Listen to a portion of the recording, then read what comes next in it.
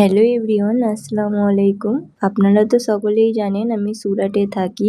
গত 3 দিন ধরে সুরাটে প্রচুর পরিমাণে বৃষ্টি হচ্ছে, প্রায় অনেক রাস্তাঘাট অনেক জায়গা ডুবেও গেছে। আজকে সকালেও ঘুম থেকে উঠে দেখি প্রচুর পরিমাণে বৃষ্টি হচ্ছে। তো আজকে এই বৃষ্টির দিনে আমি কি রান্না করলাম সেই সব ভিডিওগুলোই আপনাদের সাথে শেয়ার করব। চলুন, আজকে বৃষ্টির দিন সেই জন্য আমি ভাবলাম খিচুড়ি বানাবো, ছোলার ডাল দিয়ে সাদা মিষ্টি খিচুড়ি বানাবো। আর খিচুড়ির সাথে ভাজাভুজি না হলে একদমই ভালো লাগে না। আমি এদিকে কতগুলি পটল কেটে ধুয়ে নিয়েছি। এবার আমি এর মধ্যে নুন হলুদ মাখিয়ে নেব। যে আমার ভালোভাবে মাখানো হয়ে গেছে। আর অন্যদিকে আমি আগে থেকেই আলু ভাজি বসিয়ে দিয়েছিলাম। আমার আলুগুলো ভাজা হয়ে গেছে, একটু নরম হয়ে গিয়েছিল বলে সেই কারণে ভেঙে গিয়েছিল। আমি আলু ভাজিগুলো তুলে নিলাম।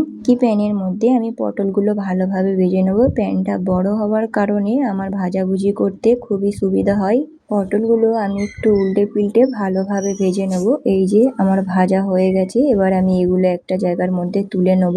এই যে আমার আলু পটল ভাজা কমপ্লিট। আমি অপর দিকে একটা প্যান বসিয়ে নিয়েছি। এর মধ্যে তেজপাতা গরম মশলা দিয়ে ভালোভাবে নেড়ে হালকা ব্রাউন কালার আসার পরে কেটে রাখা পেঁয়াজ দিয়ে দেবো। আমি এখানে একটার মতন পেঁয়াজ কেটে নিয়েছি। পেঁয়াজটা ভালোভাবে নেড়ে চেড়ে যখন ব্রাউন কালার এসে যাবে তখন এর মধ্যে আমি চিকেন অ্যাড করে দেবো। এইভাবে রান্না করলে চিকেনের টেস্ট খুব সুন্দর আসে, ভালো লাগে খেতে।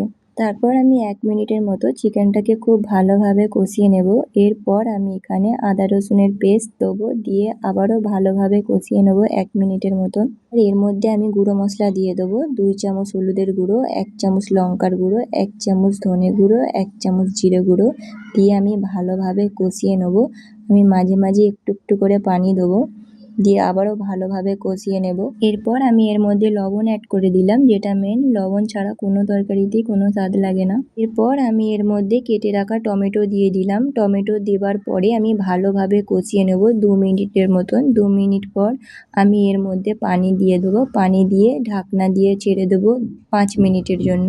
এই যে আমার চিকেন রান্না কমপ্লিট। এবার আমি উপর থেকে একটু গরম মশলা ছড়িয়ে দেবো। এবার আমি খিচুড়ি রান্নার জন্য চলে যাব।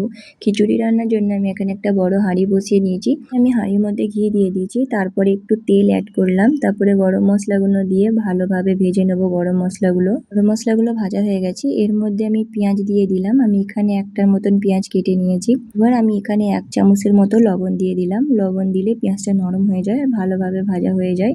লবণ দেওয়ার পর 1 চামচের মতন আদা রসুনের পেস্ট দিয়ে দেবো। তারপর ভালোভাবে নেড়ে চেড়ে নেবো।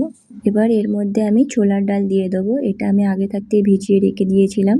এবার আমি এর মধ্যে 3 চামচের মতো চিনি দিয়ে দিয়েছি। আপনারা চাইলে একটু বেশিও দিতে পারেন আপনাদের স্বাদ মতো। তারপর আমি এখানে পানি দিয়ে দেবো। 3-4 মিনিটের মতো ডালটা সিদ্ধ করে নেব। তারপর আমি এর মধ্যে ধুয়ে রাখা চাল অ্যাড করে দেব। চালটা দিয়ে আমি ভালোভাবে কষিয়ে নেব। এই যে আমার ভালোভাবে কষানো হয়ে গেছে। এবার আমি এর মধ্যে পানি দিয়ে দেবো। পানি দেওয়ার পরে আমি এর মধ্যে বেশ কয়েকটা কিশমিশ দিয়ে দিলাম। কাজুটা আমার কাছে ছিল না, এতে কাজুও দেয়। এরপর আমি একটু পানি দিয়ে ঢাকনা দিয়ে ছেড়ে দেবো। এই যে আমার খিচুড়ি রান্না কমপ্লিট। মাশাআল্লাহ, অনেক সুন্দর হয়েছে, ঝরঝরে আর খুব সুন্দর একটা ঘ্রাণ বেরোচ্ছে। যে আমার রান্না কমপ্লিট, কিন্তু এখনো পর্যন্ত বৃষ্টি ছাড়েনি। নাওয়া দাওয়া করে এবারে আমরা খেয়ে নেব। আমার আজকের ভিডিওটা আপনাদের কেমন লাগলো কমেন্ট করে জানাবেন। যদি ভালো লাগে লাইক কমেন্ট আর শেয়ার করে পাশে থাকবেন। দেখা হচ্ছে পরের ভিডিওতে। আসসালামু আলাইকুম এভরিওয়ান।